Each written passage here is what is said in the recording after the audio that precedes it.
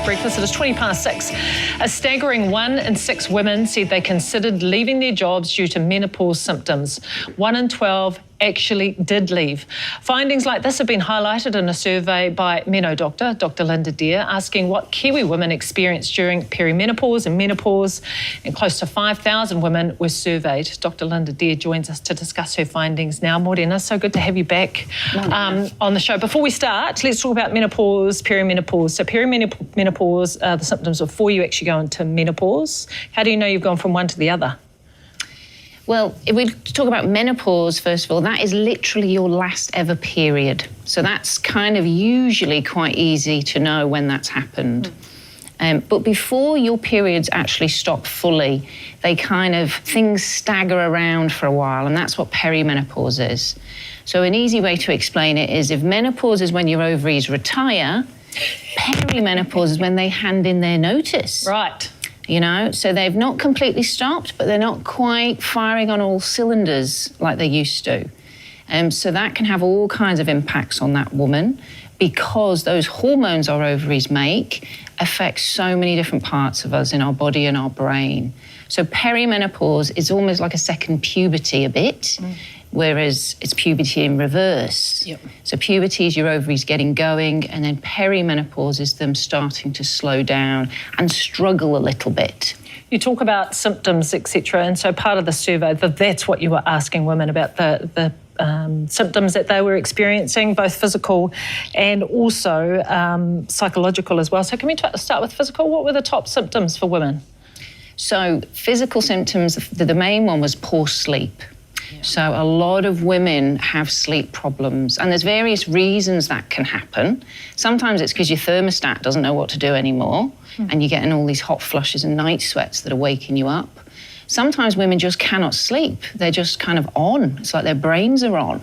Or they wake up with a bit of an adrenaline rush or an anxiety feeling.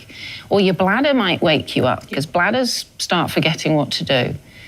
So sleep problems are a big problem for women in perimenopause and menopause. The other part too is the old puku, the old weight stomach. gain. Yes, and our bodies start not doing what we want them to do and not obeying all the rules they used to follow. And a lot of women start struggling with weight gain, even though they're eating the same, exercising, or possibly even exercising even more.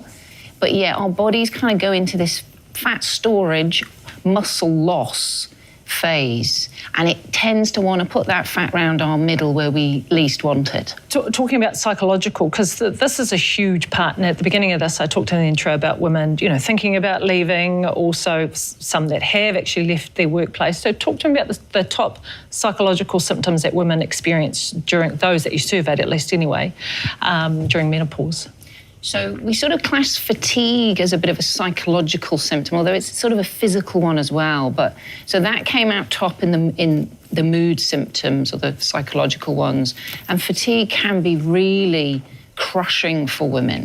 This tired all the time. And then the other big ones up the top are mood changes, so low mood. Although it's not depression as such, and a lot of women say this, they say, I'm not depressed, I just can't feel any joy anymore. It's like the pleasure bit of our brain just switches off. So those, and then the brain fog. The other way our brain seems to betray us in this phase is not being able to remember things, not being able to concentrate as easily. And then that leads to more anxiety because you think, I'm going to make a mistake. I don't trust my brain. And there's lists everywhere suddenly for women. And I'm just looking at this list too. So fatigue, low mood, memory problems, low sex drive, anxiety, irritability, concentration problems, and it goes on and on and on. I need so much more time with you with talking about this subject. But now that you've got, because this is only a couple of the things that we got out of the survey, right? There is a number of things. But now that you have this information, what now? Because it's important information and information that's not out there. It is important information. I've already got it out there a little bit, so I was fortunate enough to go to the Beehive and sit down with a couple of politicians and talk about this, which was brilliant. And and they read the survey. So that's kind of, it's going around the beehive, I think. So that's one good thing. It's also available for anyone to go and look at. So you can go to menodoctor.com and download and have a read of the survey yourself, which is good, because I kind of want everyone to read this. Yes. The women who filled it in as well, so they can sort of see what are all the other women saying, because it brings us together so much, this phase.